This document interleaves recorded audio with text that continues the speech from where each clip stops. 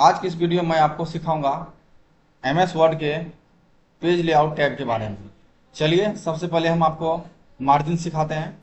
तो इसके लिए हम क्या करेंगे, कुछ हम टेक्स्ट लिख लेते हैं, जैसे equal to RAND bracket on bracket off, ये 5 पैराग्राफ लिख करके आ गया। तो हम क्या करेंगे, मार्जिन के बारे में जानेंगे। तो मार्जिन पे क्लिक रखना है। देखिए जैसे मार्जिन पे क्लिक रखते हैं तो ये बहुत सारा मार्जिन खुलता है। नॉर्मल मार्जिन है, नैरो मार्जिन है, इसी प्रकार से बहुत सारा मार्जिन है। तो हमें क्या करना है, अपने पेज के अंदर हमें नॉर्मल मार्जिन छोड़ना है। इस पर क्लिक रखेंगे तो देखिए आपका नॉर्मल मार्जिन हो गया, यानी top bottom left right page में 1-1 इंच मार्जिन छूट जाता है। ठीक इसी प्रकार से हमें नैरो मार्जिन छोड़ना है। इस पर क्लिक रखेंगे, देखिए इतना मार्जिन पेज में छूट गया। ठीक इसी प्रकार हमें कस्टम मार्जिन में जाना है, यानी हम अपने हिसाब से पेज में मार्जिन लगाना है। तो आपको टॉप मार्जिन को चेंज कर सकते हैं, यानी पेज के ऊपर के मार्जिन को आप चेंज कर सकते हैं, जितना मन है अपने हिसाब से कर सकते हैं। उसके बाद है बॉटम मार्जिन है, इसको भी आप चेंज कर सकते हैं। उसके बाद है लेफ्ट मार्जिन है,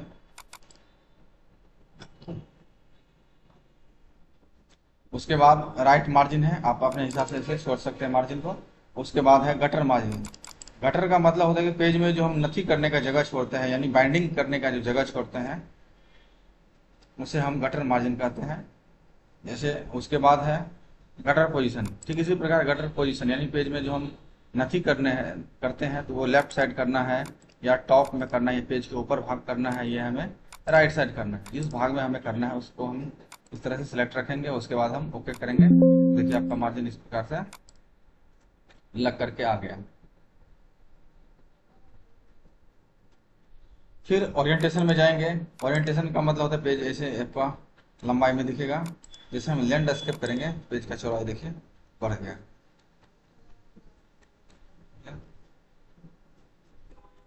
यानी कह सकते हैं कि लंबाई चौड़ाई आपका बराबर हो गया।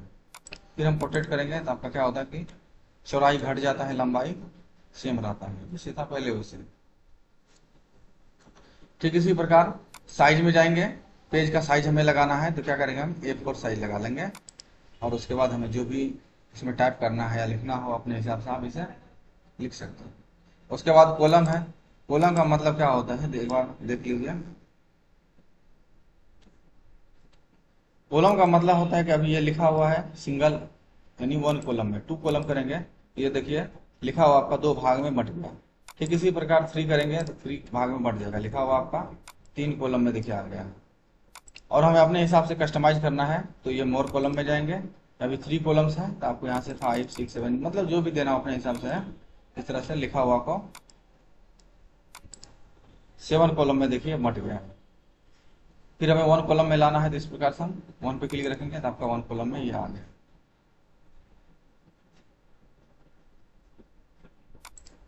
उसके बाद है ब्रेक। ब्रेक मतलब क्या होता है, जैसे हम देखिए अभी पहला नंबर पेज में है, हमें नेक्स्ट पेज में जाना है तो ये पेज पे क्लिक रखेंगे तो आपका क्या करेगा, ये 2 नंबर पेज में आ जाएगा और नेक्स्ट पेज आपका इंसर्ट कर देगा। देख लीजिए फिर से पेज पे क्लिक रखिए, देखिए टोटल 3 पेज में आ गए और टोटल 9 पेज हो गए, यानी एक पेज इंसर्ट करता है, एक पेज नेक्स्ट चल जाते हैं। उसके बाद आप कॉलम पे क्लिक रखेंगे तो ये आपके नेक्स्ट कॉलम पे चल जाते हैं। उसके बाद टेक्स्ट रैपिंग करते हैं तो क्या होता है कि टेक्स्ट रैप हो, मतलब ये होता है कि कुछ टेक्स्ट लिखा हुआ है जो हमें एक ही लाइन में एडजस्ट करना होता है, तो टेक्स्ट रैप पे जब क्लिक रखते हैं तो वो उसी लाइन में एडजस्ट हो जाता है, यानी वो नीचे हो गया। जैसे हम करके दिखा देते हैं आपको, यहाँ से टेक्स्ट रैपिंग देखिए वो नीचे आ गया। उसके बाद नेक्स्ट पेज पे क्लिक रखेंगे तो आपका नेक्स्ट पेज पे आ जाएगा 3 से 5, यानी एक बार में 2-2 पेज इस प्रकार से क्लिक है। यहाँ देखिए आपका एक पेज बढ़ रहा है और दूसरे पेज में कर्सर चल जाता है। उम्मीद है कि आप ये अच्छे से समझ गए होंगे। उसके बाद है लाइन नंबर है।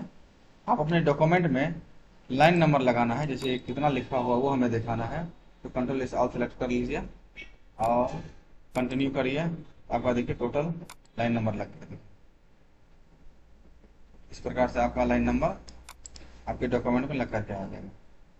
हमें लाइन नंबर हटाना है तो फिर क्या करेंगे, इसी लाइन नंबर पाएंगे यहाँ नन कर देंगे तो आपका लाइन नंबर देखिए डॉक्यूमेंट से हट जाएगा।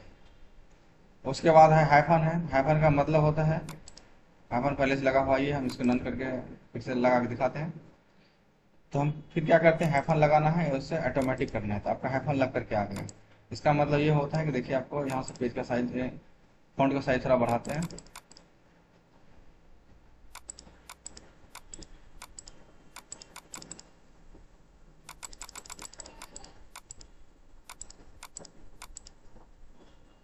यहाँ देखिए लिखा हुआ हेडिंग्स, इस प्रकार से आपका देखिए हेडिंग लिखा हुआ है। इसको सिलेक्ट करके हम दिखाते हैं आपको। ये हेडिंग्स लिखा हुआ है।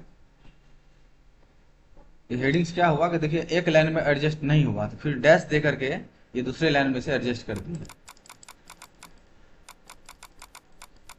देखिए, तो फिर हम क्या करते हैं, हाइफनेशन जब हटाते हैं तो ये एक ही लाइन में एडजस्ट हो जाता है। यहाँ से हाइफनेशन पे क्लिक करेंगे, नन करेंगे, देखिए एक ही लाइन में ये एडजस्ट हो गया।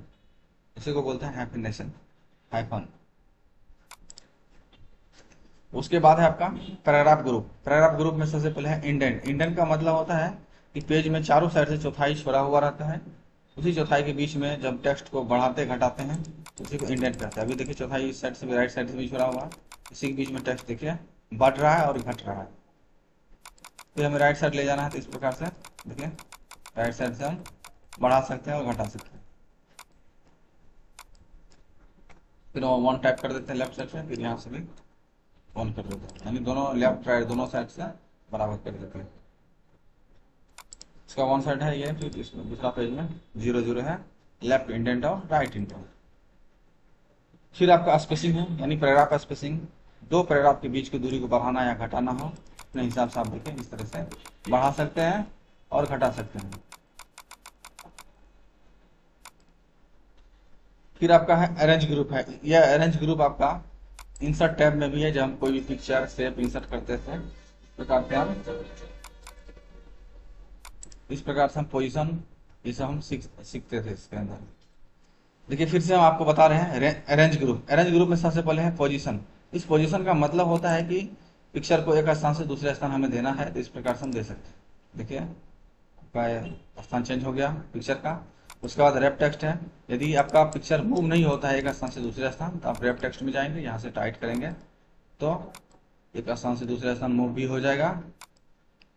और फिर आपको जहाँ लगाना चाहेंगे उसके हिसाब से आप लगा भी सकते हैं अपने हिसाब से। फिर टेक्स्ट आपका साइड में आ जाएगा। उसके बाद है ब्रिंग फॉरवर्ड और सेंड बैकवर्ड। ब्रिंग फॉरवर्ड का मतलब होता है कि हमें दो पिक्चर लेना चाहिए। चलिए मैं इसी पिक्चर को डुप्लीकेट कर देता हूँ, यानी Ctrl+D से डुप्लीकेट कर देंगे और इसका कलर हम चेंज कर देते हैं कुछ, इसको अलग कलर कर देंगे। अब देखिए अलग अलग कलर हो गया। तो हम सीखेंगे आपका ब्रिंग फॉरवर्ड। इसका मतलब क्या होता है, पहले हम जानेंगे तो जो फोटो आगे है पहले तो उसे हम पीछे भेजेंगे, तो सेंड बैकवर्ड पे क्लिक रखेंगे, तो सेंड बैकवर्ड करेंगे तो अगला फोटो ये पीछे चल जाएगा, देख लीजिए। उसके बाद है आपका ब्रिंग फॉरवर्ड। जो फोटो पीछे है उसको हम आगे लाना है, ब्रिंग टू फ्रंट करेंगे।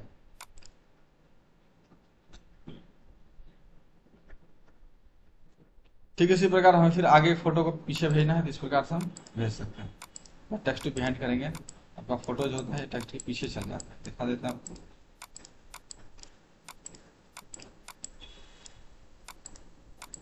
इस प्रकार से हम टेक्स्ट को भेज सकते हैं, आगे पीछे सेंड बैकवर्ड फॉरवर्ड, इस प्रकार से हम चेंज कर सकते हैं।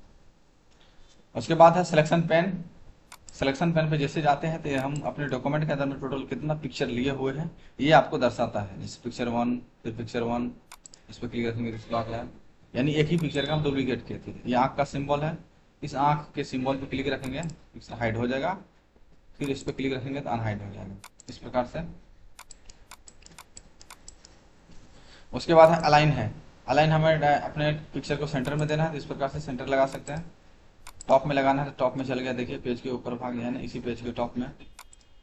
बॉटम मिडिल करेंगे बॉटम, तो इस तरह से बॉटम में आ गया, यानी इसी पेज के ऊपर नीचे लेफ्ट राइट टॉप बॉटम में आप इस तरह से अलाइन कर सकते हैं अपने पिक्चर को। उसके बाद ग्रुप है।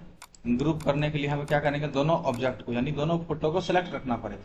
तो हम शिफ्ट दबा करके क्लिक रखेंगे तो दोनों ऑब्जेक्ट सेलेक्ट हो जाएगा। उसके बाद हम ग्रुप कर लेंगे। फिर ग्रुप करने के बाद इसको जिधर मूव करना हो दोनों ये साथ ही मूव होगा। उसका बाद रोटेट है, इस तरह से हम रोटेट कर सकते हैं, घुमा सकते हैं। देखिए इस प्रकार से हम फोटो को फिर से घुमा सकते हैं।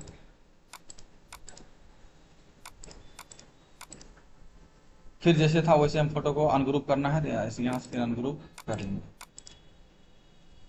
आशा करता हूँ कि ये वीडियो आपको अच्छे से समझ में आ गया होगा। आप हमारे चैनल पर नए हैं तो चैनल को सब्सक्राइब करिए, वीडियो को लाइक करिए, दोस्तों के साथ शेयर करिए। धन्यवाद।